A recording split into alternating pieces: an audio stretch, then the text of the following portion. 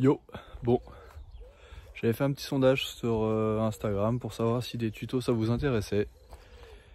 Et du coup, je lance le premier tuto. Allez, tuto manual, c'est parti. Donc, prise de vitesse, vous arrivez à vitesse modérée. Une fois que vous arrivez à la vitesse que vous souhaitez, je conseille dans un premier temps, pas trop vite. Vous mettez les pédales bien à plat et vous avancez progressivement vos épaules au-dessus de votre guidon pour placer le poids au niveau de l'avant du vélo. Une fois que vos épaules sont au-dessus, il faut que bien vos bras soient légèrement fléchis. Une fois que vous êtes dans cette position-là avec les épaules au-dessus du guidon, vous allez en fait basculer le poids de votre corps de l'avant vers l'arrière du vélo. Et c'est cet effet de balance, tout en tirant légèrement, qui fait que le vélo va décoller. Dans la phase de recul vers l'arrière, il faut que vos fesses basculent à peu près dans l'axe de la roue arrière. Vous gardez un maximum vos bras tendus, le regard loin. Ensuite, le point d'équilibre se trouve approximativement dans l'axe de la roue arrière. Vous gardez impérativement les bras tendus et vous jouez pour garder l'équilibre avec votre bassin.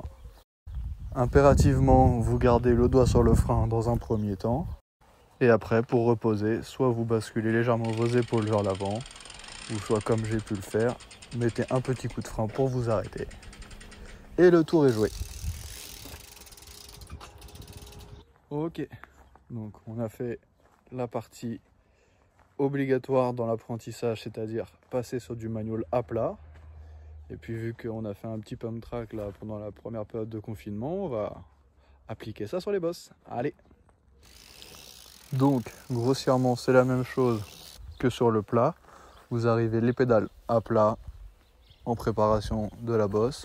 Vous vous laissez monter sur la pelle de la bosse.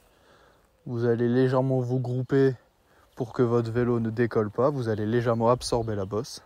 Une fois que votre roue avant commence à décoller, vous basculez légèrement vers l'arrière. Une fois que votre roue arrière arrive sur le sommet de la bosse, vous allez pouvoir commencer à pousser, à plaquer la roue pour que le vélo ne décolle pas. Le bassin va naturellement se décaler vers l'arrière. Il est impératif de garder les bras bien tendus et c'est la poussée dans vos jambes qui fait que vous allez pouvoir accélérer votre vélo en passant sur la roue arrière. Pour reposer la roue avant, vos épaules vont légèrement repartir sur l'avant du vélo, mais très légèrement. Ou si votre but n'est pas de gagner de la vitesse, vous allez simplement arrêter la poussée avec vos jambes.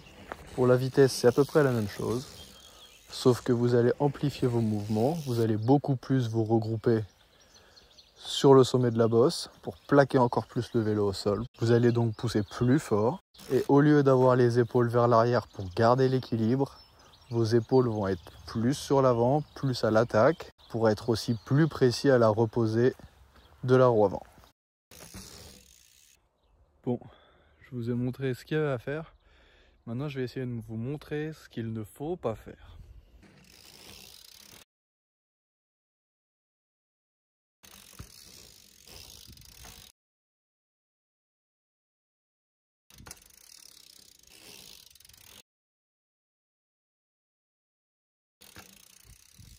Voilà, bon, j'espère que ça vous a plu, que ça vous a éclairci sur quelques points. La prochaine fois, on va s'attaquer un petit peu au virage. J'ai la chance d'avoir 2 virages différents. Donc voilà, on va pouvoir s'exercer directement sur le pump track. Et puis après, on essaiera de voir un petit peu plus les sauts. Ou si vous voulez que je parle d'un autre sujet, n'hésitez pas à commenter la vidéo. Sur ce, à plus tard.